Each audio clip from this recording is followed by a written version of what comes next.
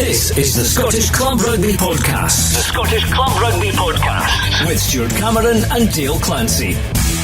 Hello and welcome to the 11th edition of the Scottish Club Rugby Podcast, and the three unbeaten teams across the 5 divisions have gone another week without being defeated. That's Garnock from National 4. They march on as the only team still with a 100% record, including try-bonus points, with another victory at the weekend, making it 8 out of 8 for them.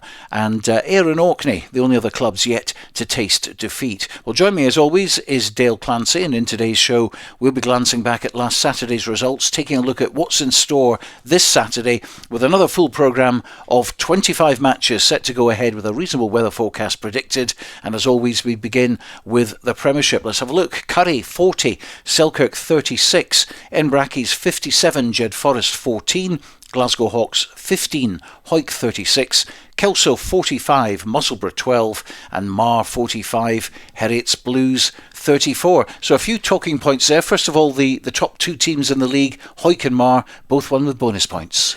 Yeah, Marr's game against Heriots a little bit closer. Obviously just 11 points between them, high scoring through and through. But, you know, Marr were wanting to try and steady the ship and make sure that they got a bit of form back in after a sticky couple of weeks. And they've certainly done that against a difficult Heriots side. You look at some of the results there, you know, you've obviously touched on the Hawick game. Again, another accomplished performance from them on the road.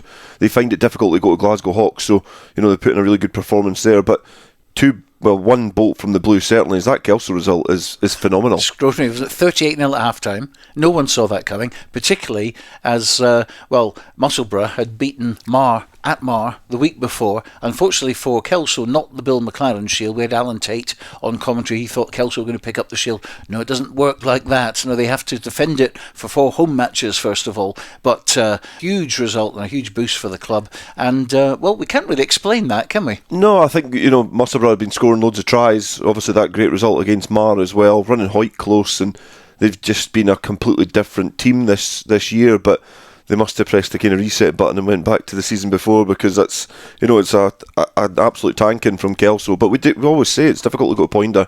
You know, they're a team that's went up from National 1, but they're a difficult side. A lot of good players in the Kelso squad, and you know, obviously they started really well in that game and took it away from Musselburgh, and then, you know, probably that point in that fixture that they've just went, look, we're not going to win it, and it becomes a bit of a one-horse race. But, you know, it's a great result for Kelso, and it will certainly give them some confidence going forward. And 2 vital bonus points for Selkirk as well. They lost 40-36 at Mansfield Park at Curry. Certainly that would be seen, I think, by many in the Borders as an improvement, because we don't tend to get good results from Borders teams apart from Hawick at Mansfield Park. And they were 19-0, so they did their old trick of going down 19-20 points or whatever. First of all, had to play catch-up, and when you're playing catch-up against Curry, that's not easy. No, it's not, but, you know, it is a positive result, you know, running Curry close away from home. You know, I don't know if they're vital 2 points. I think they'll be welcomed 2 points, because obviously you look at the other result in the league as well. Enbrackies picking up a really big win at Jed Forest, you know, quite tight at the start, and then Enbrackies pulled away. But Selkirk will be buoyant in the fact that they've been able to put in a performance. And again, they're a team that have got a lot of good players in that squad, and even when you look at the Selkirk A side as well, they do have some players in that squad that can step up. You know, young players like Cam Eason, who's, you know, finding it hard to get back into the first team after being away on holiday. So, you know, they've got players that can certainly fill in. But, you know, players like Grant Sutty, you know, those types of players are brilliant for Selkirk. So obviously playing well at the weekend, but again, just coming off second best. And they seem to be improving, certainly. I mean, we mentioned them as a developing side this season. Well, we're now into the second half, and we can see that, you know, the progress that's being made. Yeah, I think, you know, obviously a change of coach is always going to bring a change in fortunes and playing style, and it's obviously just taking a little bit longer to kind of settle at Philippock, but I think they're stepping in the right direction. A lot of good young players and a lot of experienced players in there as well. I think Ross Nixon's maybe about 56 now, but, you know, he's still pulling on the jersey and putting in a reasonably good shift as well. So, you know, it's got a decent blend at Philippock. It's just some results haven't went their way so far this season. Obviously 2 victories so far. Almost a third against Curry on the road, which would have been a really good result, but again, second best, and they're just building up a little bit of a cushion now to Jed Forest below them. Let's have a look at that league table then. In the Premiership, Hawick at the top, 42 points. Marr in second spot on 41, so it couldn't be closer. Edinburgh Accies now back up into third position after that win over Jed Forest, 34 points for them. Curry in fourth, they go back into the top four, 32 for them. Musselburgh, no points for them at the weekend, very, very surprising, particularly for a team that before that game had the most bonus points of any other in the league, but they're on 29 still. Heriot's Blues now drop out of the top 5 into the bottom half. They're on 27. Kelso right on their heels with 25 points now. Glasgow Hawks fall to 8th after that loss at home to Hawick. They're on 21. Selkirk have 15 and Jed Forest have 3. Well, this week 4 of the 5 games in the Premiership kicking off at 3 o'clock. Heriot's Blues versus Kelso, the only game starting at 2 o'clock. Let's start with the big one at Mansfield Park. That's Hawick against Marr, first against second. We're going to hear from both head coaches, starting with the Greens' Matty Douglas and then Marr's Kenny Diffenthal. It's a big week for us as a squad, heading into what is a top of the table clash, a point separating us and Marr at the top, and both teams are in a good bit of form at the minute, so looking at it, it looks like it'll be a feisty encounter. We're coming off the back of a really positive result at Hawks last week. I thought in terms of complete performance it was up there with one of the best this season. I just thought in terms of the way we dealt with pressure and the way we stamped our authority on the game, I thought we had in attack we were quick and effective, getting to an edge and then looking to try and punch holes through the middle, and again a lot of players really putting in some top class performances, and we're starting to get a bit of consistency in selection, which always helps. But on the flip side, we've got a lot of players who are still knocking at the door, and this week at training there's just been that kind of added extra energy in there. Probably looking at it, there's a bit of a top of the table clash, but also a little bit in the back of our minds how we performed at Marr earlier in the season. We've touched a little bit on that there's a little bit unfinished business there.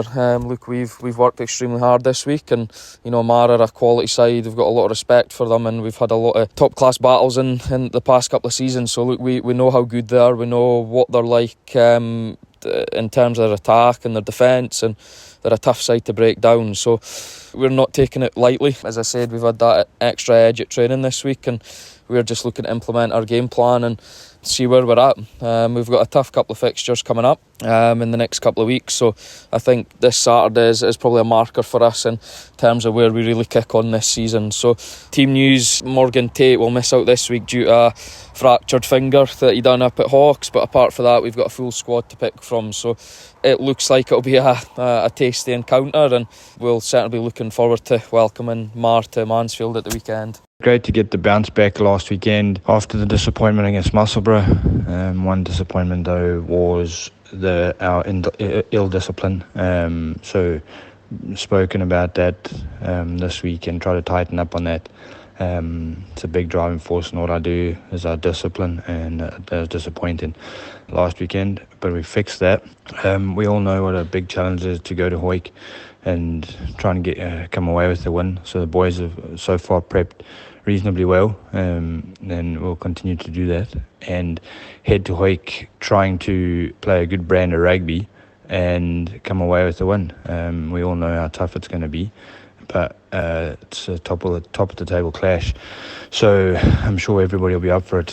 Hopefully we can stop them at source and come away with the win. It's a word we hear a lot from players and coaches, discipline, and they always say, we'll fix it. They never do though, do they? No, well, it's difficult to, especially in these encounters. Marr are obviously speaking about the game against Heriot's and a bit disappointed in their discipline, but when you're playing competitive teams, that you have to live on the edge, and it can be things like, especially now with high challenges and high tackles, it's difficult to maintain that consistency, but that's sometimes the difference between two sides.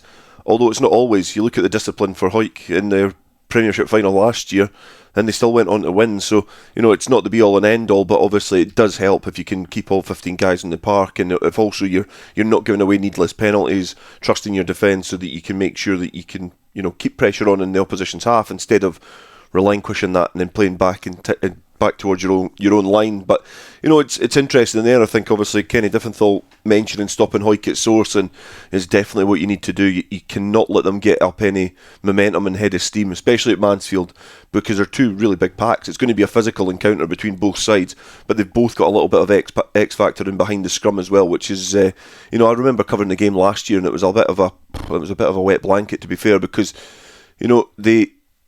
Marr had almost threatened throughout the whole season to play well, and then just fell really flat when they came to Mansfield. They were really poor, but this seems like a little bit of a different encounter. Obviously the game Marr against Curry, which was at Troon, that was at Fullerton. That was a really tasty encounter, and I think this will be of the same ilk. So an intriguing game at the top of the table. And the Hawick captain Sean Muir said after the Hawks game last week that they have a score to settle as they were embarrassed by Marr. Direct quote there from Sean Muir in all aspects of the game at Fullerton Park. So they're going to be up for it.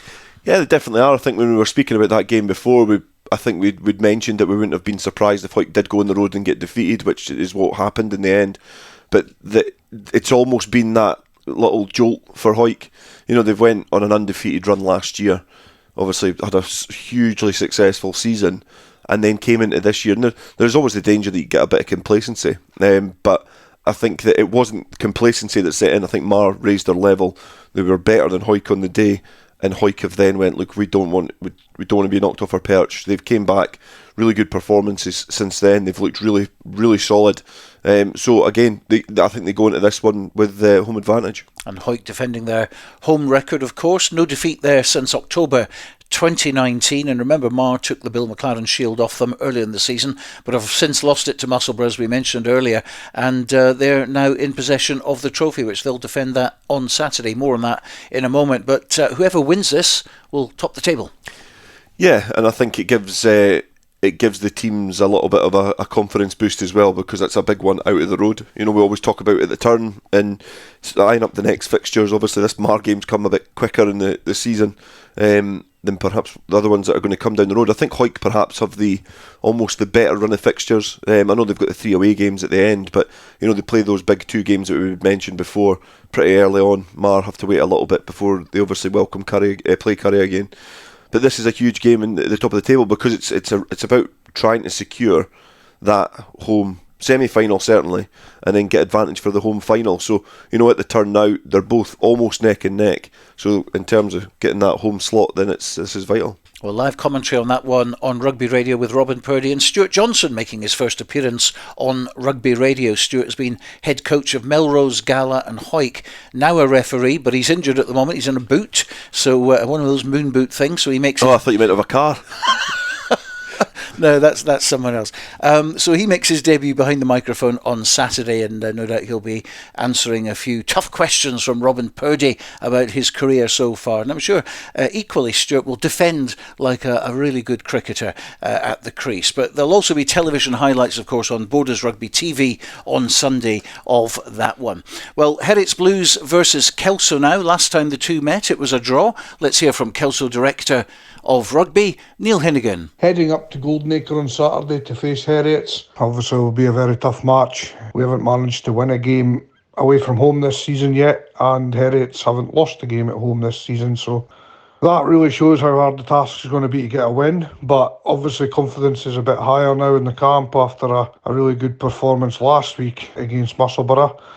We had a really good first half where everything just sort of came together. Our phases of play, our structure, the defence that we showed really set the tone. And to be 38-0 up at half time was obviously credit to the boys. Coaches and players have been unhappy with quite a lot of things in the first half of the season. We actually felt as a group that we'd maybe not done ourselves justice, even though things were going okay and we were, staying away from the bottom of the table and whatnot. But we felt like we hadn't really expressed ourselves enough, and last Saturday we really did that in spades, and that gave all supporters and everyone involved a look into what we're capable of. But this week it's about backing that up and going away from home. Not many tougher places to go than the likes of Goldenacre, a big wide pitch. They'll be looking to play an expansive game as always, and we're going to have to be again as good in defence, if not better, as we were last week to get a result. But again, as I say, that the confidence is a bit higher, and You know, if we're clinical and we take our chances and we can defend well enough and keep the penalties to a minimum, we will be in the game up there. The challenge now for the players is to back up a good performance with another good performance. I think this is an easy trap to fall into. I think Musselburgh themselves probably did that. You know, they had a run of results. A great result away to Marr, and then they came down to Poinder and just caught a little bit cold with what we came out with. You know, and intensity wise, and you know, we really took it to them, and things didn't go their way, and it was hard for them to adjust. And I think, you know, if we're not careful, we could go to Goldenacre and find ourselves in the same position, because Heriot's are a free-flowing team that you know, if you're not defending well, they will score lots of tries. And yeah, we're just going to have to ask the players to really front up big time again. And you know, they've had a lot of pats on the back from everyone for last week, but you know, they've really got to be switched on again to go to Goldenacre. So we're certainly not taking it lightly or thinking, you know, we've cracked the case, because we've got heaps and heaps of improvement to do yet to get to where we want to be. And selection-wise, first league match since COVID that Bruce McNeil won't in the team. He's got a little bit of a knock, but he also feels in himself that it's, you know, he can give others a chance to play, that they're playing well, and so he drops out the side. Apart from that, there's no changes. It's a pretty settled team, so we'll see how we go. And obviously without Bruce, it'll be another challenge, but you know, I don't think we've any worries with the squad we've got and how the senior players in the team and indeed the youngsters are playing. You know, there was maybe a time where you would have been thinking it was a task leaving Bruce out, but I think at this moment in time it'll be a good thing for them as well. There's a positive to it. So let's see how we go up there on Saturday. And also our Kelso Sharks are up there as well. We have a friendly against Heriot's 2A. So it's great to have two teams up there on Saturday. Plenty of rugby to be played. Heriot's Blues coming off the back of 3 losses, but don't forget they've played their last 5 games away from home, winning just one of them, and they've won all 3 home matches so far against some sizable opposition. So Goldenacre is very much their happy place, isn't it? Yeah, definitely. We spoke about that a couple of weeks ago, about the kind of run of fixtures that Heriot's will have after the turn, and you know, obviously got more home fixtures than away. So this is a good game for, you would say, for Heriot's. You know, at home. You know, they can try and turn around that kind of horrible run of form that they've had recently and start to stake a claim for the top 4 positions now. But you look at the table, you know, and I think we'd probably, I'll say we, it was me. It was being a bit premature a few weeks ago, looking at the league and starting to split it into kind of, there was almost kind of 3 mini leagues, and potentially 4, because Jed, you almost cut adrift, but the middle trunk of this league is just completely congested now. It's really squeezed up. And you would look at that and you think a win for Kelso really sets a cat amongst the pigeons as well, because it potentially could take them above Heriot's Blues, closer to the top 4, which I know a few weeks ago, like Neil Hinnigan was saying, Kelso weren't in the position that they wanted to be in. They've got clear targets.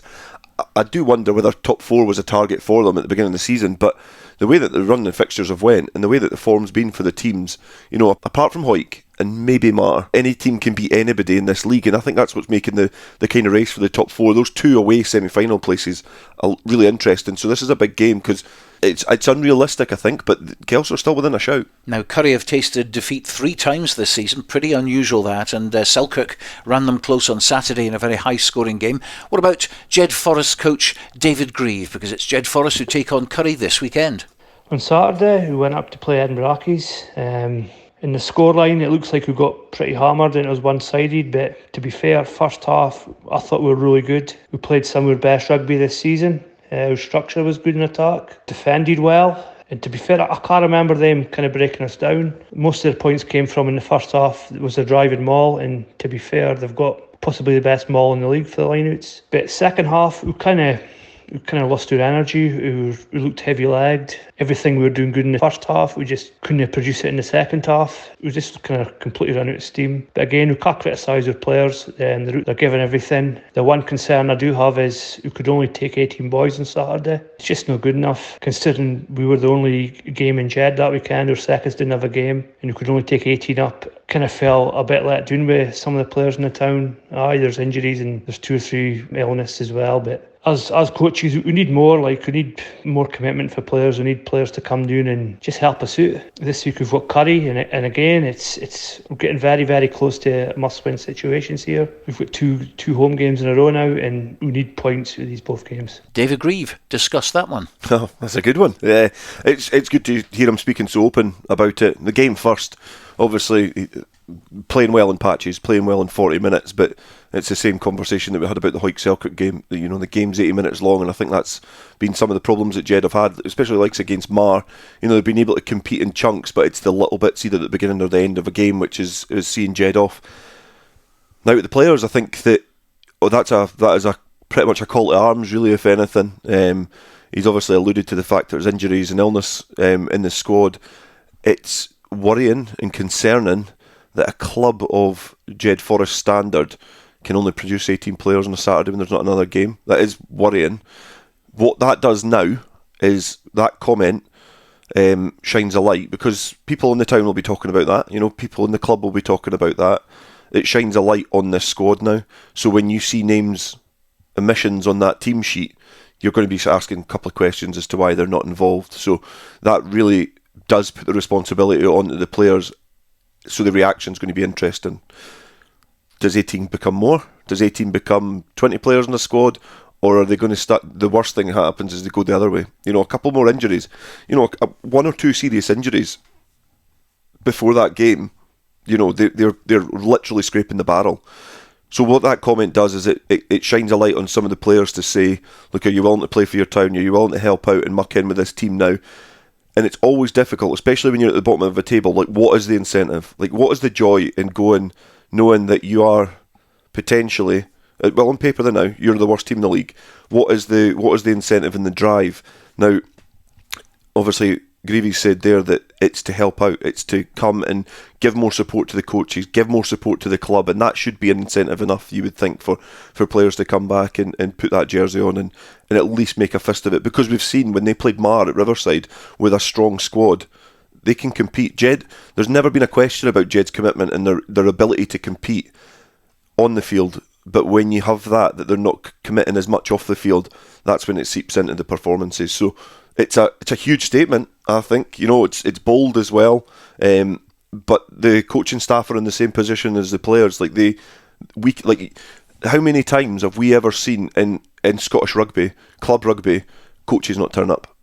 Like, I can't recall any time a coach has just went, I don't fancy it this weekend, but players do. And I know it's different because players are putting their body on the line, they're training, but coaches, the mental turmoil that they can go through, the passion that they have, and the commitment for coaching. It's not rocking up a Tuesday, Thursday, Saturday. It's your whole week. It's sometimes your lifestyle, and we don't see it as much in coaching as we do, you know, in players. So it's a big statement. It's a bold statement, but I like it. I think it's he's trying to get a reaction. He's trying to, you know, jimmy up his players to get down to Riverside, because we know when Jed have got their best players in the park, they can compete. But that's been their Achilles heel this season.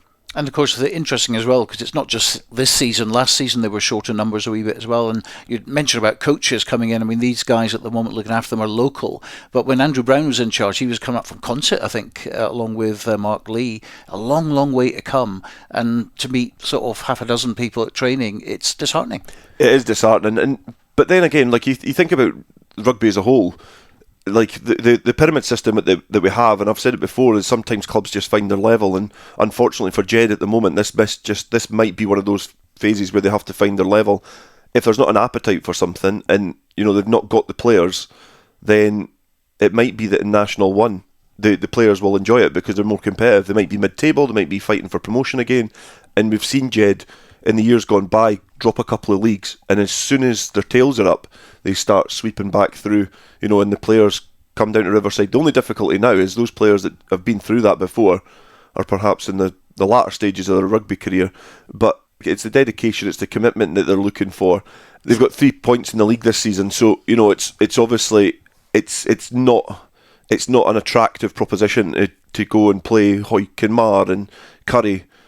But the town need it, and the club need it, and it's got such a rich history that, you know, it almost merits it. So hopefully, you know, from my point of view as well, again, I love watching Jed play. I think they've got a great style of rugby. Some great guys at that club as well, so hopefully they're able to get the players back and at least pick up a couple of victories on the way to the end of the season. I don't think they'll stay in the league, but hopefully they get more players in the park and can make a fist of it. Jed's best performance this season so far was at home against Marr, outscoring them 5-4, and they were top of the table at the time.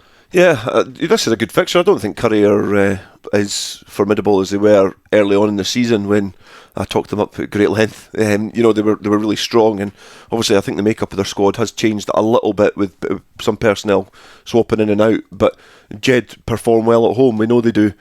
So if this call to arms and this reaction comes from Jed and they're able to get the players back on the pitch, I wouldn't be surprised if they ran Curry close, but you've then got the other reaction. You've also got the other thing is that if the players do not show up and they've still got a weaker squad as such, Curry could find a lot of joy at Riverside on Saturday. Musselburgh against Edinburgh Accies this time last week. We would have probably said Musselburgh would be favourites for this one, but they had a howler last week at Poynter Park, while Accies are up to third in the table, beat them at Raeburn Place earlier in the season. Yeah, really, another huge game. We talked about the Heriots Blues Kelso game being big in terms of the race for the top four, and I think this is probably even more so.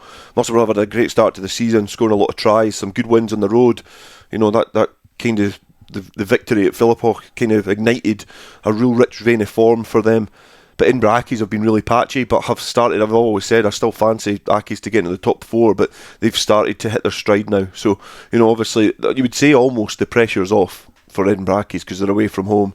I think Musselburgh potentially, because of their home form, going to it as slight favourites, but you've got to start to think about that game last week against Kelso. They got an absolute pumping. So, Edinburgh Accies will be wanting to try and, capitalise on that, get them when they're kind of weak and get them when they're down and steal a march on them in the race for the top four. But Musselburgh, if they've got any intentions of breaking into that top four, this is a must-win. And we always talk about border derbies and how unpredictable they can be. Edinburgh derby's the same, and we've seen Heriots, Edinburgh Accies, Musselburgh Curry all kind of take points off each other at unusual times of the season. Yeah, I think certainly, obviously from the border side, we've watched them for years, and I've had more and more of an interest in the kind of the turbulent results coming from Edinburgh derbies, because it's obviously as feverish as it is in the borders. Those teams love beating each other, they love playing each other, they get up for the occasion, and we have seen some strange results. So we've seen wins on the road for like Heriots last year, winning at Raeburn Place, as you say, and picking up a big victory when the form book was not saying that at all. But this is a more intriguing encounter. This is a level playing field at Stonyhill. This is Musselburgh versus Edinburgh Accies, two teams vying for a position in the top four. And two teams that are almost, at the moment, they're almost like, for part of this season, they've been like ships in the night, because Edinburgh Accies were plummeting and going down. Musselburgh have been on a crest of a wave, and then all of a sudden it started to level out. So, this will be a really intriguing encounter on Saturday. And there's something a little bit different from this fixture as well, because for the first time ever, I believe, Musselburgh will be kicking off at 3 o'clock during the winter, because they've got some floodlights now. Brilliant. Yes, the glimmer of the Bill McLaren shield will be it'll be shining in the new floodlights at Stonyhill. So yeah, it's great to see. I think it's a full raft of 3 o'clock kickoffs bar the Heriots versus Kelso game. So it's good to see that Musselburgh have obviously improved their facilities, and it'll be good as the night kind of falls in at Stonyhill, and there'll be a bit of a ding dong going on as well. So I bet it'll be a good atmosphere. Anyway, let's move on to the other match, which is Selkirk against Glasgow Hawks at Philiphaugh. David Ferguson will be covering that one for us this week. Both lost their matches last weekend. Selkirk at Curry, Hawks at home to Hawick. Here's the thoughts of both head coaches now. Andy Hill from Hawks, and first Sesh Henderson in charge of Selkirk. We really played some really good attacking rugby last week against Curry. Really pleasing the type of scores we scored. Really good team tries, multi-phase attack, and we caused Curry a lot of problems. The main problem for us was that we gave them 19 points at a start, which was really difficult to come back from. The pleasing point for me is that the attitude never dropped after that. 15 minutes, 19 points down. We came back, scored a couple of tries, then really got ourselves back in the game. Second half they scored another couple. Then we came back, we scored 3 excellent tries, which is really positive to see, because that's what we've been working towards. Massive home game for us. We got like Glasgow Hawks, a big opportunity here. If we get our defensive systems right, we put in some big hits against Curry. We need to do that against Hawks, because we've got a massive set of forwards. A couple of good centres that run really hard, and a fast back three. But if we get a defensive line right, and we get in the right areas and attack as we did against Curry, look, we've got an opportunity to get another win. Saturday is a big game for us. We know that, and we're really excited for it. And we hope to go out there and put a performance in, get a win. Really deserve a win. They've put in some big performance the last 2-3 weeks. Things haven't went for us. But boys are desperate to get there and get a whole win. Saturday was a real tough one for us. We were obviously really disappointed by the result, but there was a good performance in there from us, particularly by the forwards, whereby we could take a lot of positives from that. We were 14-0 down after 10 minutes, having not really done too much wrong. There was 2 mistakes whereby Hawick have pounced on right away and scored, basically with no phases or anything like that. So we were just really ruthless, real clinical, and it was all credit to Hawick to be able to do that. And once you're 14-0 down against a team that's not lost in a year and a half, you know it's going to be an uphill struggle. But the boys dug in really deep. We scored a good move off the maul, going into half-time after we'd kicked a penalty. And then after half-time, we also got a maul try. And then we managed to get a penalty around halfway. We kicked to the corner and we dominated in the maul. We were probably better up front than what I felt Hawick were. And with that, we got a maul set up and then we get penalised for someone being in front of the maul or something like that. I couldn't quite make out in the video. I thought it was quite a poor call, but that was quite a critical point in the game whereby Hawick ended up with a penalty on their own 5. They managed to kick to the corner and get themselves going. They get a penalty. We give away, kick to the corner, another penalty. And kick to the corner, then all of a sudden they managed to score. So it was virtually a 13-point swing in that, which was difficult to take. And by that time, it was 20 minutes into the second half, 13 points down.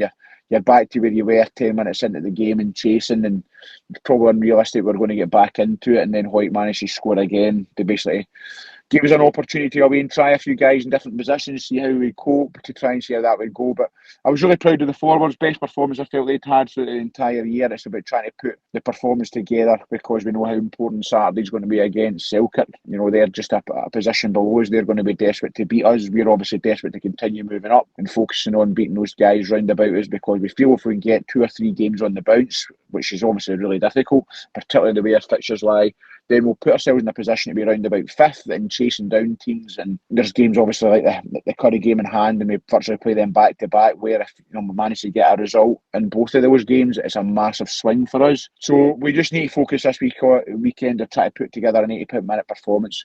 Pretty difficult one. We lost Torkel McLeod at the weekend. He played on through a broken hand, which is obviously ruled him out for this week. Josh McConkey, the centre, is away this weekend. So a couple of bodies will be coming in that are desperate to play and make a difference there. The guys that have been unavailable that are normally first 15 regulars. So Sam Graham and Ryan Flett will both start this weekend. And it's Wayne Burrows comes back into the mix as well. Having come in at 10 the last couple of weeks off the bench, he probably was looking to try and play him at 12 this week. So it's about trying to make sure we can put our game forward that obviously similar to what we did at Balgrave. If we manage to play tempo with speed, then we know we're going to cause Selkirk problems. But having watched them, obviously teams change slightly with them as well. We're well aware of the threats they're going to bring with, Ross Nixon back at 12. He's a big physical lad, tends to play quite well against us. Aaron McComb back at 10, orchestrates quite well, kicks the ball quite a lot of attacking kicks in amongst that as well. So we know it's going to be a difficult game, but we feel if we bring our A game, we travel down to Selkirk well, when we come off the bus in the right frame of mind, then we'll give ourselves a real good chance to win and get ourselves moving in the right direction. Andy Hill, head coach of Glasgow Hawks. Before that, Sesh Henderson, head coach of Selkirk. Now, Selkirk, slow starters in their last couple of games, and that's something they're going to have to avoid, but they do finish games well.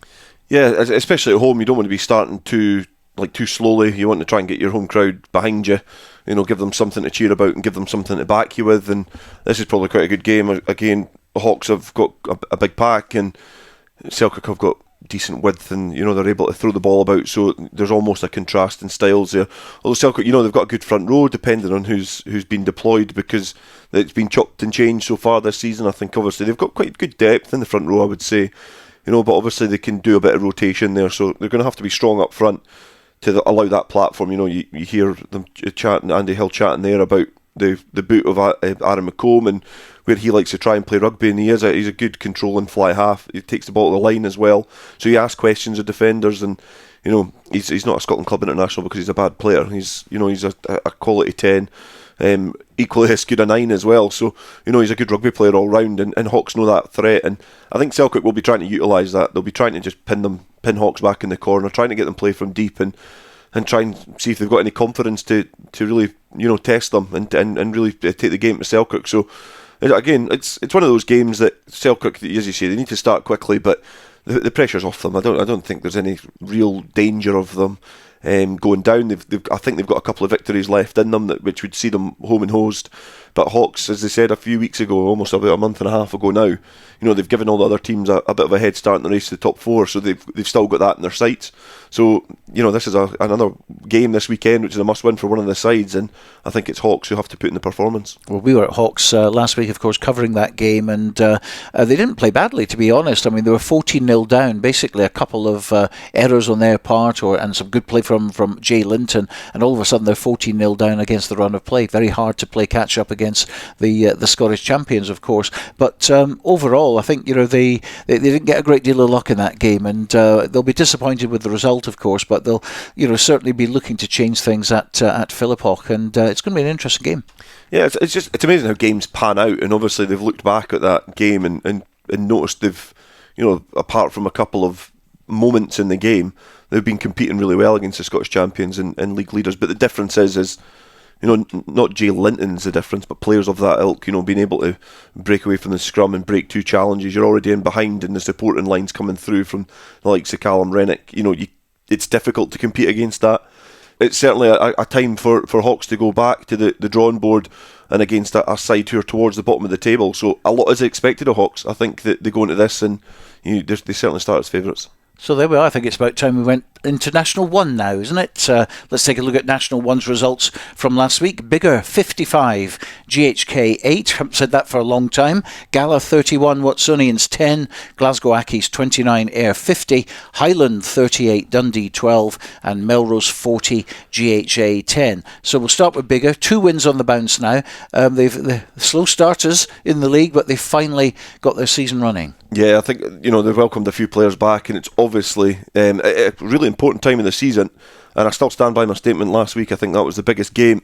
It's not panned out as tight as perhaps I thought it would be, but it's a huge victory for Biggar. It really is a sucker punch to GHK. But I think there'll be a little bit of relief at Hartree Mill that they were able to pick up that victory eventually, because they have been so slow in getting into this campaign. But yeah, that's a huge victory. And Gala and Melrose turning round away defeats to the same opposition from earlier in the season, and also getting back-to-back wins. So we're starting to see a little bit of green light for those two clubs as well. Yeah, you look at it, they're home wins for everybody apart from Ayr, which in the before the weekend you could have probably called those results, to be fair. I think the Melrose game, listening to Graham Dodds, said that it wasn't a 40-10 game, but Melrose took their opportunities, and that's what they've made it. They've made it a 40-10 game on paper, and I think sometimes when we look at the results, you don't get the narrative of how the game panned out. But again, I was watching that result come in from Glasgow Accies and Ayr with a little bit of nervous energy, because obviously I'd said about the Biggar game being the biggest of the two. But again, Ayr being able to pull away from Glasgow Accies. So obviously Accies can score points and can rack up a decent tally, but that's Ayr got to the 50-point mark in that game, and that's a comfortable victory on the road. Yeah, and a 15-point gap, crucially, over Glasgow Accies. You can't see any way back for them, really, in this league now. So, it's, to me, it's looking like an Ayr Highland shoot-off. And the Highland aren't too far behind. We'll come to the table very, very shortly. But they had a win against Dundee. Dundee were actually leading at that point early in the game. And then Highland got into that other gear that they found all season. And a comfortable win for them in the end. Been impressed with Highland. There was a time where we questioned, I think it was the Biggar game actually, can they put that performance on the road, and they were able to come through that test, and then a victory at Netherdale as well, and they've been able to win these games away from home, which has put them in a good position. I still think that obviously Ayr are comfortable at the top, but there's still a chance, and as long as there's still a chance in this league, it's interesting. I totally agree though. I think the Ayr have cut this into a 2-team league now in terms of the top of the table. It's between them and Highland. Those games as well come later on in the season, so if both teams can keep up that form, I think it's going to be an intriguing finish, because you've almost got that 10-point turnaround it could potentially be.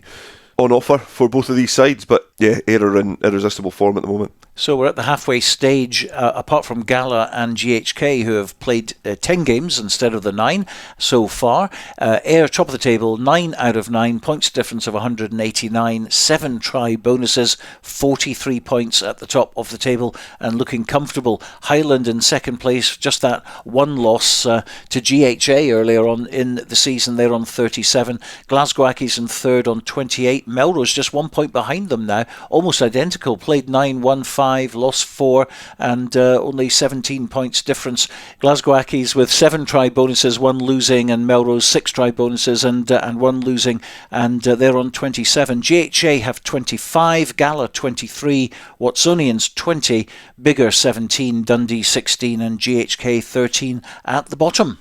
Yeah, Biggar get off the foot of the table, and you know it was a huge result, I think, at Hartree Mill at the weekend, because GHK, as you say, have played a game more than Biggar, so they've got less games to try and pick up that victory, and that's why I think it was the biggest game last weekend. Is victories are few and far between when you're at the foot of the table, and GHK have got less of an opportunity to try and grab a couple before the end of the season. But you know, you look at those 4 bottom teams, I think Watsonians down to GHK, that could change and intertwine from now until the end of the season in terms of who's going to be rooted to the bottom after 18 games. So this Saturday's games are National 1, starting with Ayr versus Biggar. First against 8th, Biggar gave Ayr problems at Hartree Mill, we'll remember, something which won't be overlooked by Ayr head coach Grant Anderson. We were pleased with the victory and the 5 points. I'd really been quite hard on the boys in that week of training last week, just challenging their mentality a wee bit and trying to make sure that we're not dropping off in games and allowing ourselves to switch off. And then I felt when we played GHK,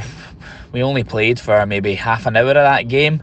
And other spells we dropped off what we want to do in terms of our decision making, in terms of our accuracy, in terms of our discipline. So really quite hard on them Tuesday, Thursday last week. We went against the Bulls on Tuesday again as a great opportunity for us to put kind of things into practice under pressure. So I think that helped us.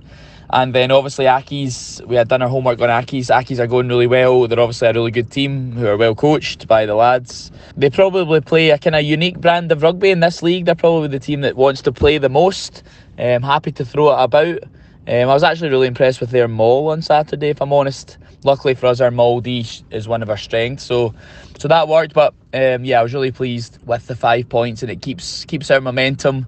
Last night we had a really good session again with the Bulls. So that was really quite physical. I think actually for both sides, when we played Biggar at the start of the season, remember I said to you, I think we had 9 injuries at that point. I wasn't promoting it, but we had a lot of injuries, and obviously Biggar's squad has changed a little over the last kind of few weeks. So it'll be an interesting game. They'll pose a lot of threats, and we know what happens if you switch off against Biggar. We nearly undone ourselves up there. So there will be absolutely no way that that's going to be allowed to happen on Saturday, and we'll just make sure that we're being positive with our decision making, our strategy of what we're wanting to do in attack and D, and our discipline. Looking back to last Saturday, it's probably the first time that you've heard me saying this, but there were some, we had some standout individual performances that probably fed into the momentum of the team. Rohan Potty, our 7, was just absolutely phenomenal, both in attack and D.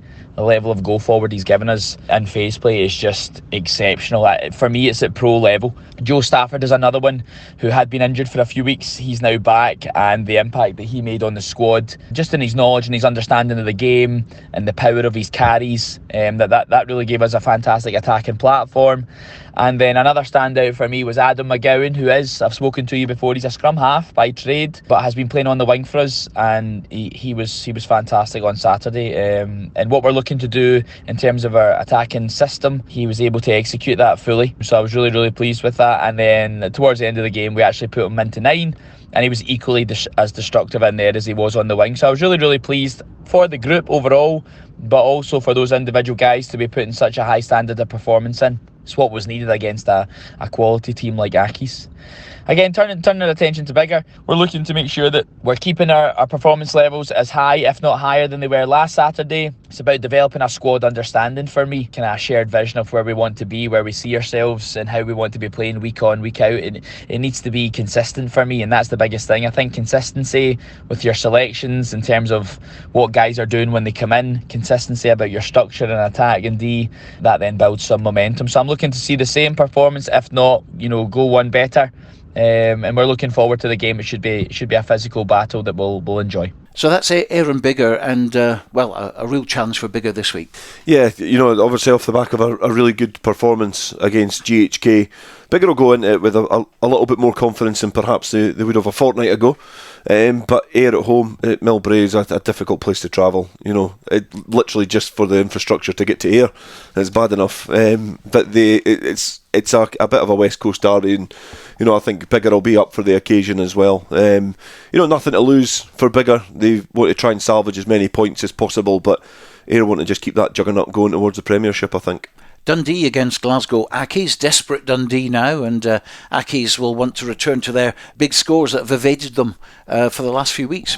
They've been impressive after coming into this division. I don't think they can be too disheartened as to a couple of defeats that they've suffered so far this season. Big ones at that, in terms of the important ones at the top of the table, but they've got themselves in that position. They'll be really encouraged as to the way that they've found life so far in National 1, but it's a good opportunity to try and steady the ship again and put up some points and sweep Dundee aside.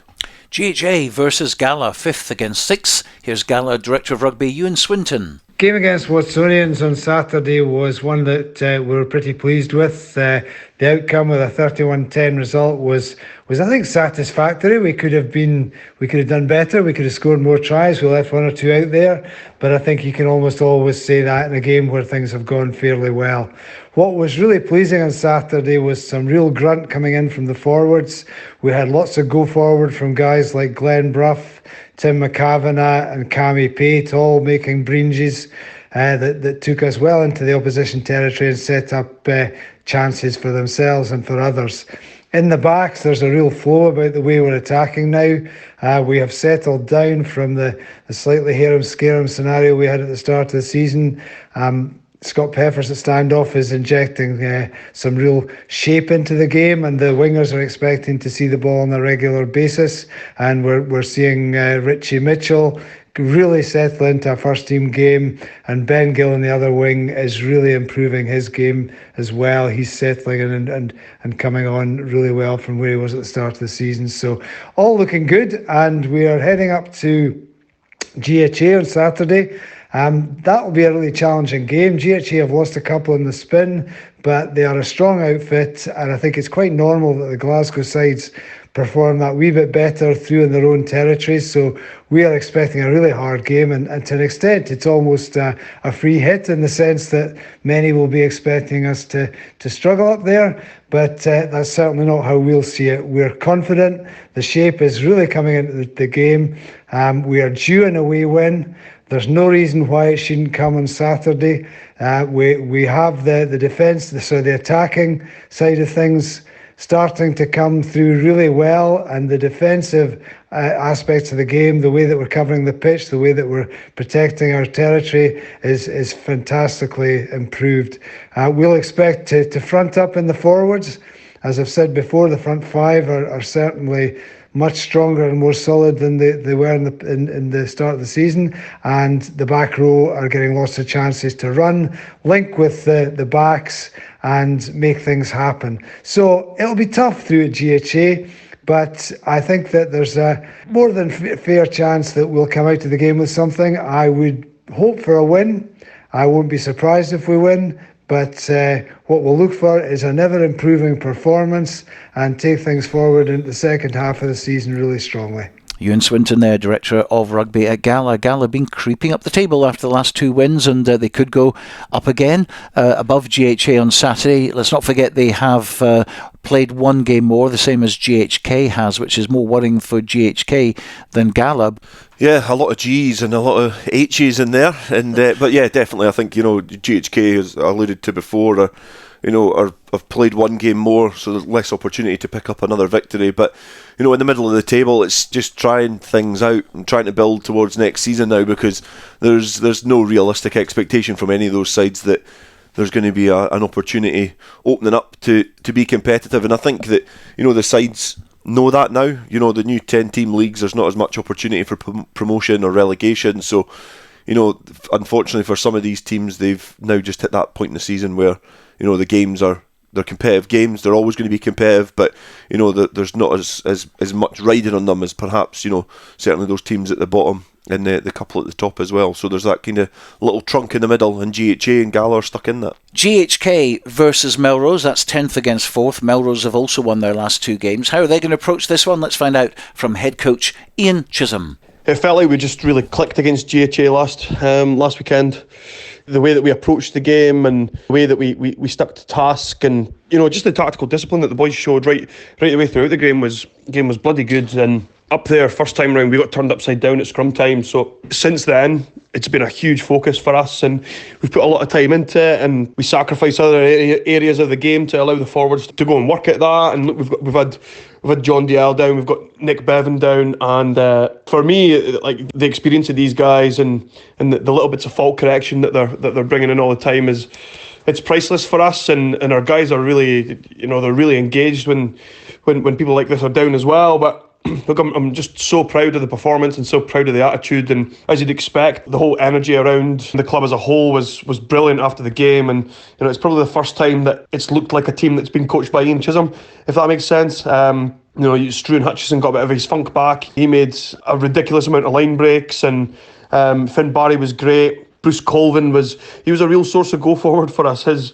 For a wee guy, he's bloody aggressive and he gets us a lot of quick ball. And then Hamish Weir had a wee cameo before leaving the park with a quad injury, and it's been a wee bit of frustration for Hamish this season, where probably only played about 90 minutes of rugby altogether. And I think for him it's about getting his body right and coming back absolutely flying, because it's when he's on the pitch for us, it's a different sort of game. If anyone kicks to him, then you can hear it when we're watching the game back. Our players, as soon as Hamish gets the ball in the backfield, they're going, have a go. So it's great for us, and it's great for him that he has the freedom to just go and be him.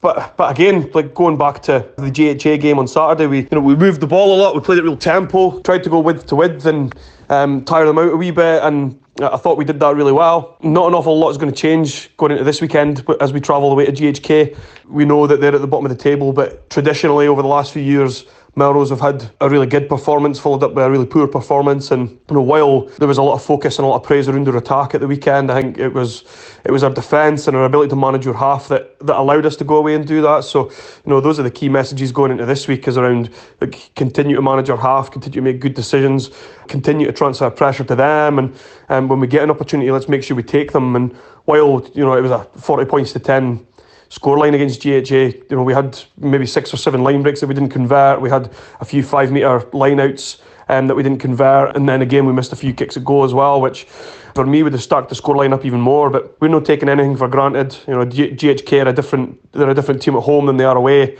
They seem to pick up results and pick up points when they're at home too. So we're going up there looking to just validate the points and validate last week's performance by getting better at the things that we did really well and seeing how many moments we can stay in system to allow us to really come to life. Fair play to them as well. Melrose have recovered well from the beating dished out by Glasgow Accies at the Greenyards a few weeks ago, and they're now in 4th place and should continue that run at the bottom club.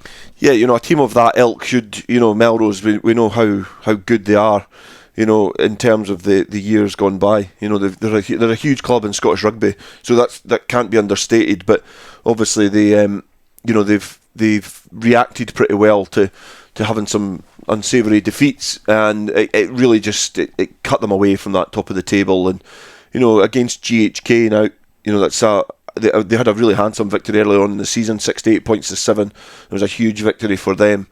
I think Ian Chisholm, listening to him there as well, he's under no illusions of the fact that GHK have picked up 2 victories at home. So their 2 victories that they've had so far have been at home, so they know their home form can be pretty challenging for teams. Some of their other results have been pretty close, but beating Biggar and Gala at home, they know that they can pick up those victories. So I think it's good that Ian Chisholm's going into the game with that mindset, trying to get that into his players, because the weekend past they picked up a really good victory against GHA, so they'll be wanting to continue that momentum because they've got a young squad. I think they'll know as well, like they're not going to go up this year, but knowing the ambition of a club like Melrose, like this game and the game after and last week as well, they'll be the building blocks to trying to create that launch pad to go up next year. They're not a team that just like to participate. They're a really hungry club. Sometimes it's it's unsavoury for the other teams round about them because of how successful they've been, but that's their fabric, and I think these games coming up now will just start to be the building blocks for next year. The final match is Watsonians against Highland, 7th against 2nd. Highland won 41-0 at Canal Park the week after Watsonians put 69 points on Gala. Highland's only loss so far this season has been at Braidholme against GHA. They were beaten 38-14 on that occasion. They're still very much in the hunt, and they played GHA, GHK and Biggar before two even bigger games for them on December the 9th at Melrose, and then January the 6th against Ayr at Millbrae. And don't forget, the big two haven't met yet due to the postponed game earlier in the season, so they have to play Ayr at home on January the 27th, as well as Glasgow Accies away from home on February the 3rd. Yeah, I think, obviously I do like the way that the postponed games is mapped out for Highland and Ayr. It means it's really intriguing, but the big thing that Highland need to do is make sure that they continue that momentum to those games. They need to pick up the victories, because it'll matter not a jot, because I just still do not see where Ayr are going to be dropping as many points. So there's a 6-point gap between them just now. You would think that if there's a defeat in there for Highland, that then takes it to potentially 11, potentially, if we're maximising the points. That's a 3-game swing essentially. So if they can stay in the hunt to those two big games, they'll be crackers. They'll be like home and away. The atmosphere at both of those grounds. I've not been to I've not been to Highland, but I've seen the crowds that they get, the atmosphere that's there. And then obviously at Millbrae, I've been there on several occasions for Bulls games, for club games, for cup games, and it's a brilliant place to watch a game of rugby, never mind play. So, if those two teams can keep that momentum going into those fixtures, it's going to be really interesting. But as we say, we've got that game this weekend, Watsonians away from home. It's a tricky game for Highland. Again, I think it's the away form that they need to make sure that they can maintain. They've been impressive so far, but Watsonians can somehow, I don't know how, but they can put on a performance every now and again. International 2 and last weekend's results: Falkirk 55, Lasswade 33, Gordonians 27, Berwick 15, Peebles 46, Kirkcaldy 17, Stewmel 41, Aberdeen Grammar 32, Stirling County 27, Newton Stewart 43. So a top of the table clash certainly lived up to its top billing, 88 points, a red card as well for Falkirk's Stuart McCulloch, but Falkirk top of the table with a game in hand. They could ill afford to lose this game against Lasswade, because the kind of momentum for them would completely come away. Whereas Lasswade, obviously, they'd started pretty well. It's their second defeat, again a defeat against a near rival. So perhaps those fixtures they're starting to tell a story now. In terms of these interesting fixtures, because Lasswade, they beat Peebles on the road. Peebles beat Falkirk. Peebles and Falkirk still have a game in hand. So if Peebles win, they can go above Lasswade, and Falkirk still have to go to the Gate. So there's a lot of big games still in National 2 to come, but in terms of that fixture that was there, it's a really comprehensive victory for Falkirk, but showing that they concede points as well. 33 points is a lot to concede to a rival. Gordonians, Peebles, both winning, of course, to keep the pressure on. Newton Stewart as well. Yeah, those sides all, again, could ill afford to drop points, and Newton Stewart with a really good victory on the road at Stirling County. So it's again, it keeps the momentum going in there for them. But Gordonians and Peebles, big victories, and then a big weekend coming ahead. League table then, Falkirk. Play date, of course, has got that game in hand. 36 at the top of the table. Lasswade in second, also on 36. Peebles have 32. Gordonians 30. Newton Stewart 28. So that's the top five. And then there's a big gap. There's 12 points to Stirling County in sixth. They're on 16. Kirkcaldy 13. Stewart's Melville up from the bottom have 12 points now. Don't forget they had 3 points docked as well. So that big win against Aberdeen Grammar, absolutely essential for them. Aberdeen Grammar 9 and Berwick 8. Aberdeen getting that try bonus, which they've done 4 times this season. That puts Berwick at the bottom of the table for the first time. They obviously suffered defeat on the road to Aberdeen Grammar earlier on in the season, so they know they've got another kind of stab at them. But even Stewmel there as well, Kirkcaldy, and in Stirling County, they're not a million miles away. There's a real split. This is probably the one league where there's a split straight across the middle.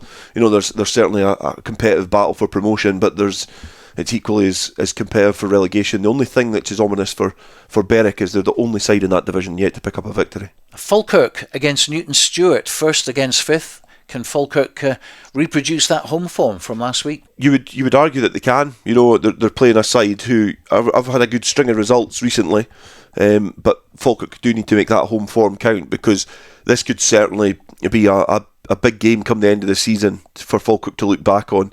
There's a lot of big games this weekend, obviously in the top of the table, but you would say that Newton Stewart, if they've got any aspirations of getting themselves back into the hunt as well for promotion, then they need to win on the road. So a must win for both teams. Gordonians against Peebles, an absolute huge match for both teams here. Gordonians lost at the Guides early in the season. Peebles finding some form again. Let's listen to what Peebles head coach Graham Patterson has to say. Really pleased with our performance, which led to the great result against Kirkcaldy. Pretty all-round performance for most aspects of the game. Our attack was certainly more connected and more dangerous. One part of it that we looked at was the penalty count. That was for both sides, especially around about the breakdown.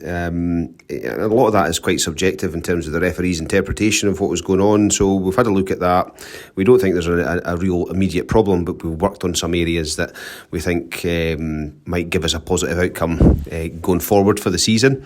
And it's also about that, looking for those little improvements, despite you could rest on our laurels and say, okay, we won 46-17 and that's it, we're okay, we just move along. But no, we're a squad that likes to look for little improvements here and there that is going to make the difference in maybe those tighter games, and that's what we're coming into now. We're coming into a block of games which is going to be tighter. But going back to the Kirkcaldy game, it was an early scrum penalty against us, but we was problem solved and worked it out. It was just a kind of change in height that we looked for, and that gave us a real foothold in that aspects of the set piece. Our lineouts again were very well constructed and called. 17 out of 18 lineouts, one cleanly and just the one slightly wayward one, which is still a very, very good performance at that aspect of the game. But I think what the difference in terms of performance-wise was the connection between our halfbacks and our midfield and wide attack. One of the areas that was good to see was how Ross Wolfenden fitted in and reacquainted himself with his old Colts friend at inside centre and James Hodgkiss, and that was probably one of James's best games for a number of games now, and probably just going back to playing with somebody who's familiar with and he's played a lot of rugby with in his youth days. Maybe helped in that, and it's given him a bit more confidence to come out and play the way he did on Saturday, which was really a competent display at 12. Our impacts from our bench really kept the pressure on as well. All four of the guys that came on, John Napier and Rory Smith, kept the scrum pressure on, really did in that sort of last half hour of the game. Kenny Clyde came on and carried really well, and that's what he was tasked with doing. He's the sort of guy that will do that, provide some energy round about that midfield carrying options, some good size to the scrum as well to keep that pressure on there. And Jordan Charters as well impacted really well from the bench as well. So overall very pleased with the performance, which gave us that result. So we move forward and look ahead to Gordonians. We've looked at these areas. There was a couple of wee areas at training, worked on those, given the guys some feedback, looked at the video and tagged them into some areas that they've looked at as well. So really focusing on detail now. Looking forward to this block, which will take us up to Christmas, and that will shape our season and possibly other clubs' seasons as well. Gordonians have done really well. I mean, they came down to us, first game of the season, good game of rugby from both sides, and we prevailed there, denied him anything from the game, which is great. But since then, they've really put some good performances in, got some good results, and are up there challenging alongside ourselves, Falkirk and Lasswade and Newton Stewart. So we know that this is going to be a tough game. Going up to Aberdeen is always tough. The journey, it's always talked about. It's no excuse for me. The players need to just deal with it and then mentally get ready for that game as soon as they arrive. So we've looked at these areas of the breakdown. We've looked at how to exploit chances that we're given. We know that there's going to be fewer chances probably than we had against Kirkcaldy. So we need to be really clinical in terms of putting these chances away, which we were pretty good on Saturday, but we talked about it and the guys felt they left 2 or 3 tries out there, so it's about turning that 2 or 3 into maybe just 1. I anticipate it being a very, very close game. So our attacking threats are starting to really push to the fore. It's not just a drive and maul, it's not just pick and goes, it's that aligned with half-back threats, kicking threats and wider threats aligned to counter-attacking as well. Davy Collins has been instrumental in sort of reigniting our counter-attack from deep. He's really put himself forward in these last couple of games that he's played in. As you'd expect with a couple of wins, we're not going to be changing the squad much at all, and in fact the only change is an enforced one with Willie Aitken being unavailable, so Neil Hogarth comes back in, and being a previous captain from the previous year, he brings that experience as well and leadership skills, which will help in these difficult situations and difficult games that we're going to face, especially this Saturday up at Gordonians. So looking forward to the long trip up to Aberdeen, and hopefully a nice trip on the way back down.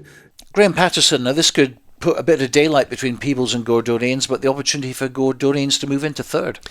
I think you can start to see the stamp that Patterson's having on this Peebles side. You know, they're starting to build a lot of confidence. He's a really good coach. I was lucky to be coached by him when I was a Colt at Peebles, and he's got such a good vision in terms of getting his message across, which I think, you know, you get some coaches who have got good ideas, but it's struggling to get them into the heads of players, and he gets a great buy-in. So you can start to see that. You think about the Berwick game the other weekend, they rarely looked troubled, even without the ball. You know, both sides of the ball, Peebles were impressive, but this is a game where Gordonians, who, you know, came into the division, they had to start at the gates, they suffered defeat. Peebles didn't play well either. They'll want a little bit of retribution here. They'll be wanting to try and, you know, upset this Peebles camp, and again blow that race to promotion right open. Lasswade versus Kirkcaldy. Lasswade will be targeting this one as a 5-point win, which they need to do, of course, to keep the pressure on Falkirk. And we've spoken about it before in other other games and other divisions, but it's just how Lasswade react now. So obviously they go into this favourites. They've played really well. They've had some good results under Peter Wright, but this is a tricky game against Kirkcaldy. Like they're a team that can blow hot and cold, and especially if you take them on up front, which I think Lasswade, obviously they've got a really big, robust pack. You know, players like Dale Robertson in there, you know, in the front row. He's had time at Boroughmuir. He was playing in the Premiership. He's a really good front row player. Obviously now playing at Lasswade. They have players like that can really test sides. So, you know, if Kirkcaldy take them on up front and get a bit of parity in the battle in the forwards, you know, this could be a really intriguing game. If Lasswade are able to squeeze Kirkcaldy, then you would imagine it's going to be 5 points. Stuart Melville had a dogfight with Aberdeen at the bottom end of the table last week. They've got another dogfight this week, also at Inverleith, Stumel against Berwick. And the two, of course, drew at the start of the season. We're going to hear from both coaches, Paul Pringle from Berwick, and first, Stumel's Alex Haggart. Really pleased with the result against Grammar on Saturday. We were delighted with the way that we got the win. It was a bit ugly at points, and I think it was two teams who probably did know there was quite a lot riding on that game. I think the most pleasing thing for us, you know, we watched the video back, and I think the boys have engaged with it quite well, is that we know there is a huge amount for us to improve, and there's areas where we can definitely be better, and I think that's really important. So in terms of that, this week, you know, playing against Berwick at home, our reality is not where we want to be, but it's where we are, which is this is a huge game, and it can kind of put a little bit of light in between us, which is quite nice. But for me, and from my perspective, you know, we're looking to do a few things. We're looking to kind of hold the ball for longer periods in the opposition half, because when we do, you know, we get great success from it. And that was something that we noticed from Grammar game, was that we didn't hold the ball as well as maybe we could, and we coughed it up a couple of times. So when we do hold it and we are accurate, we seem to get positive outcomes, whether that be a penalty or a try or something. And then the other side of the ball is we're just looking to negate defensive penalties. We gave away 13 penalties across the whole game on Saturday, and actually we weren't too, you know, disappointed with that. You would ideally like 10 or 11, but you know, 13 is not bad. But it was where we were giving them away with the big killers. So we're looking to try and minimise that and get away from that kind of death zone a wee bit in terms of our penalty concessions. And I suppose the last thing that we're looking to do this weekend is I think the forwards know the task that they've got in front of them. Like I think I said it after we played Berwick back in September. And I'm sure the Berwick coaches wouldn't mind my saying, but like Berwick have got a really, really, really strong pack, and that is their obvious strength. And I think their driving game and their scrum game is really positive. They've got big ball carriers in the back row as well, which make a big difference. So, we need to be really aware of that, and we need to be in a position where, we can negate their threat and we can try and use our threats against them. So that's kind of where we are. We're really looking forward to the game at the weekend. I think it'll be an awesome game. And I'd also just like to say that we've got a massive lunch on for Simon and Julian Scott, both of whom are being awarded their retrospective caps by the club and by Scottish Rugby. So, I think from everyone at the club as well, we'd just like to send a huge congratulations to those two and all of their families. I think it's going to be a pretty sort of wild affair in the clubhouse. So, just a huge congratulations to them, and we look forward to seeing them on Saturday as well. So last week, for the second time this season, we made the long journey up to Aberdeen to face Gordonians. We knew Gordonians have had a good start to the season, especially after their promotion into the league. We arrived up there. They were a very big team, well drilled, and really put us under quite a lot of pressure. They scored within the first 30 seconds of the game, and it really kind of probably just shook us a little bit. So I think if anything, we're maybe just a little bit slow getting off the bus. They got 3 quite quick tries, and then the lads rallied really well. So we were competitive in the set plays. The backs looked dangerous with ball in hand. We got a couple of tries back, and then pressing just for that losing bonus point right at the end, which unfortunately we didn't get. In terms of a performance, it was much improved from the week before. Just that kind of general body language approach to the game, guys reacting to things not quite going our way, which tends to happen when you're near the bottom of the league. But all in all, myself and Colin, we were very happy with the lads' approach to it. Still, a few things that we need to work on, and have worked on at training this week. Just those kind of critical errors again at key moments of the match. Those are the points that we really need to, just iron out and lead to the much needed victory. Moving forward into this week, we're away to Stroomel, which will be a really tough match. We had a draw with them first opening game of the season. They were a good outfit, so we're not expecting an easy fixture. We should be largely unchanged from last week, albeit we probably have 4 or 5 guys who are getting assessments on injuries and knocks after what was that really physical game. However, certainly first indications are that they should all be available. So all in all, we want to go up there. We want to play rugby. We want the guys to enjoy what they're doing. We need to always bear in mind it's an amateur sport. The guys and coaches give up a lot of time, and obviously the officials on a match day, all that type of thing, and really you shouldn't be doing that if you're not enjoying it. So we're still trying to just keep emphasising that to the guys, that albeit there is a bit of pressure there, and we are kind of fighting to get that first win, but ultimately we want to see them playing with a smile on their faces and playing the type of rugby that they actually enjoy, and not being limited by the pressure of league positions. So fairly positive in terms of where we are. Just really looking forward to hopefully all these things coming together on a Saturday and getting the W that the guys deserve for all the work that they're putting in. So this one's set up to be a very, very important match for both sides. Yeah, this is a big game for both of these sides, and I was speaking about the game last weekend with Biggar and the ramifications that result could have had on, certainly on Biggar. But this one, Stuart's Melville have a chance to put a bit of daylight between these two sides. Berwick had, I've almost been unlucky in some of the games that they've had this season. Not hit the heights that perhaps we did expect of them. Lost some personnel, so it's always going to have an impact, but you would imagine that they need to get something from this game. If they do suffer defeat, they need to pick up a couple of points, to try and keep pressure on, because they're going to have opportunities to pick up victories before the end of the season, but against your near rivals, it's the same story. You need to try and maximise your points that you can go away with from a nearest rival, especially away from home.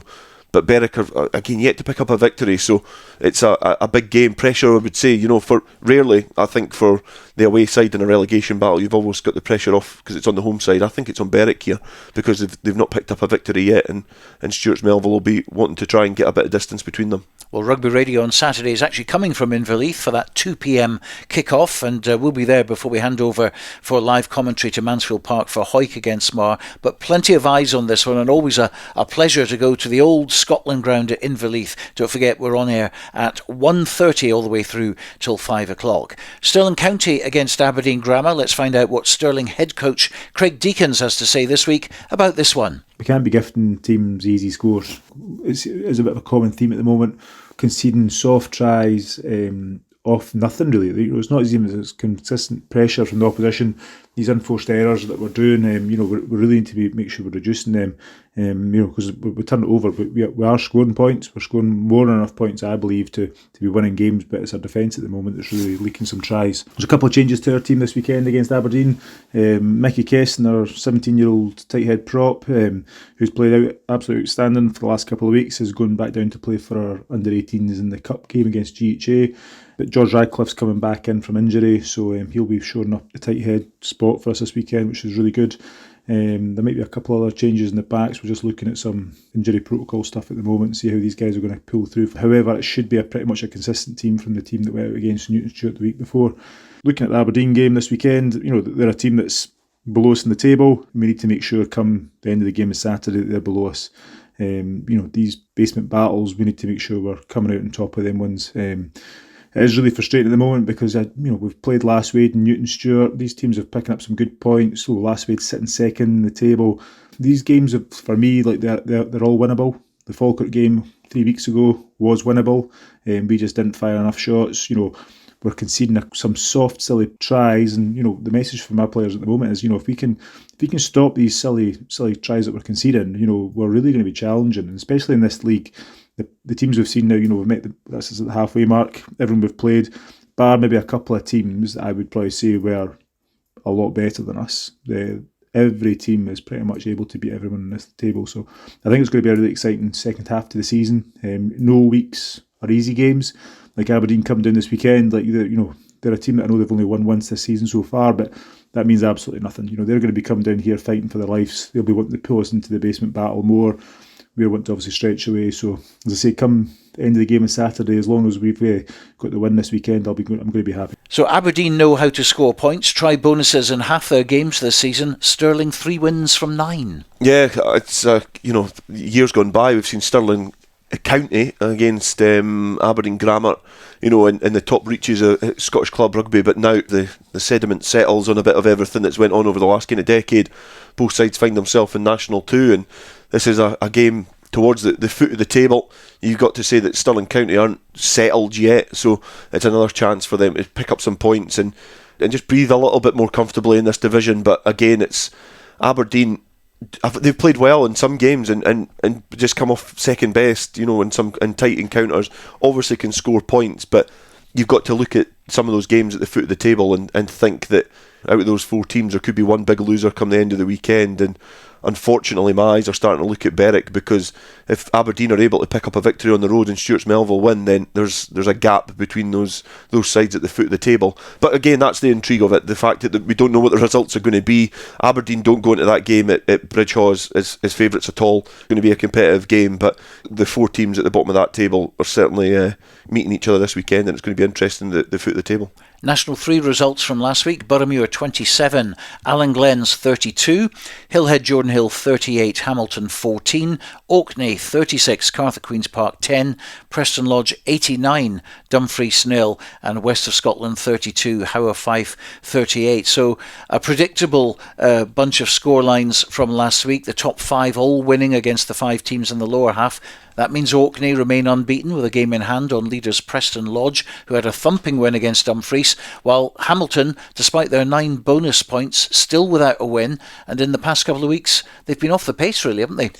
Yeah, I think, obviously Hamilton are in almost the same predicament as Berwick. They're still within touching distance, but they're at the foot of the table, yet to pick up a victory at all this season, and you're now at the halfway point, so you've met everybody once, and they'll certainly be looking at some of the games that have passed them by and targeting them for the second half of the season, because there'll be some games in there that they'll want to try and focus on at home. So a big turnaround in the second half of the season for Hamilton, but it's equally as competitive at the bottom again. Preston Lodge at the top of the table then played 9-1-8, 40 points. Orkney played one game less. They've won all their 8 games, 37. Allan Glen's 35. Howe Fife 33. Hillhead Jordan Hill 28. Boroughmuir 24. Then a big gap to West of Scotland in 7th place. They're on 14. Cartha Queen's Park in 8th have 12. Dumfries in 9th place also have 12, and Hamilton, despite 5 try bonuses and 4 losing bonuses, that's all they've got, no wins, 9 points at the bottom of the table. Yeah, as I say, you've got another league that you've got 4 teams at the bottom. They could intertwine before the end of the season, and it's whoever's going to be at the bottom after 18 games. But I think the story at the top of the table's equally as interesting. You've got a few teams in there that can certainly still get promoted. Orkney have a chance to go top at some point because they've got that game in hand. But you look at the points difference. Preston Lodge have been in really good form, creating a lot of, in their games they've been scoring a lot of points and really putting teams to the sword. Orkney, on the other hand, have been winning their narrow games. Their points difference isn't huge, but they've been winning those narrow games, and sometimes that's just the habit which is difficult to break. So 8 games gone, 8 games undefeated. It's looking good for Orkney, and I just think the story of that's phenomenal. Come the end of the season, it's going to be really intriguing to see where they end up. Well, this week it's Boroughmuir against Dumfries, Hamilton against Howe Fife, Hillhead Jordan Hill v Allan Glens, Orkney against West of Scotland, and Preston Lodge versus Cartha Queen's Park. So like last week, it should be fairly straightforward for Boroughmuir, Howe Fife, Orkney and Preston Lodge. But the interesting one here, I think, is Hillhead Jordan Hill against Allan Glens, because they met on day one, a narrow 10-7 win for Allan Glens. Obviously, Allan Glens, the winds came out their sails a little bit after being defeated by Preston Lodge a couple of weeks ago. They obviously snuck by Boroughmuir on the road last weekend, so they've obviously been able to get back and react and get that victory. But you would say this game against Hillhead Jordan Hill will have a big part to play in the kind of promotion race in this division. In National 4, last week's results: Dunfermline 14, Garnock 46, Murrayfield Wanderers 14, Stuartry 69, Perthshire 27, North Berwick 30, Ross High 29, Greenock Wanderers 35, and Whitecraigs 22, Strathmore 29. So the league table in National 4, Garnock at the top, unbeaten, but also with all try bonuses, 265 points difference as well. They're way ahead on 40 points. They can't do any better than that. Second, Whitecraigs, who have lost 3 of their games. They're on 31. Strathmore have 27 with 2 games in hand. Stuartry have 24. North Berwick in 5th spot on 23. They had 3 points docked. Dunfermline 21. Greenock Wanderers 19. Murrayfield Wanderers 17. Ross High 11. And Perthshire now go to the bottom of the table. They're on 10. Yeah, another big weekend in National 4, and obviously Ross High not being able to get that victory against Greenock. It was close, but just not able to pick up that victory, which would have certainly helped them, but obviously able to pick up a couple of points there. So at the foot of the table, Perthshire, who suffered a narrow defeat as well, so it shows you it's competitive at the foot of the table, and at the top, Garnock are on a roll, certainly in National 4. Well, this week in National 4, it's Dunfermline against North Berwick, 6th against 5th. That could be pretty close. Perthshire versus Murrayfield Wanderers, 10th against 8th. Perthshire should have an easier time with things this week at home against a team just above them.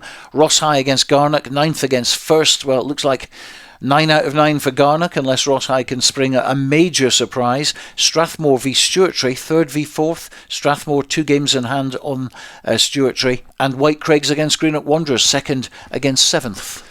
That's my job's done. You've done all the predictions there, so that's great. But yeah, I don't disagree with you. I think you look at some of those fixtures there, especially Garnock away to Ross High, all 2 o'clock kickoffs as well in National 4. So I think the Garnock result is almost a foregone conclusion. They've just been in that sort of form so far this season. But Strathmore against Stuartry, that's an interesting fixture in National 4, because Stuartry were able to pick up a big victory last weekend and they're just sitting beside each other on the table. So certainly an intriguing game in National 4, but you would imagine that Garnock are going to stretch their lead at the top. Well, that's it for today on the Scottish Club Rugby podcast. Don't forget Rugby Radio on Saturday, coming to you from Inverleith, keeping an eye on Stumel v Berwick and that critical game at the bottom of National 2. Live commentary, though, at the top of the table, clash at Mansfield Park, Hawick and Marr in the Premiership. We start at 1:30. We'll be on air for 3.5 hours with score updates throughout the afternoon. There'll be television highlights on Borders Rugby TV of Hawick versus Marr on Sunday, and check out our website at rugbyradio.co.uk for the information you need on all 50 clubs playing national rugby in Scotland this season. If you want to get in touch, it's podcast at bordersrugby.net. But from Dale Clancy and myself, bye for now.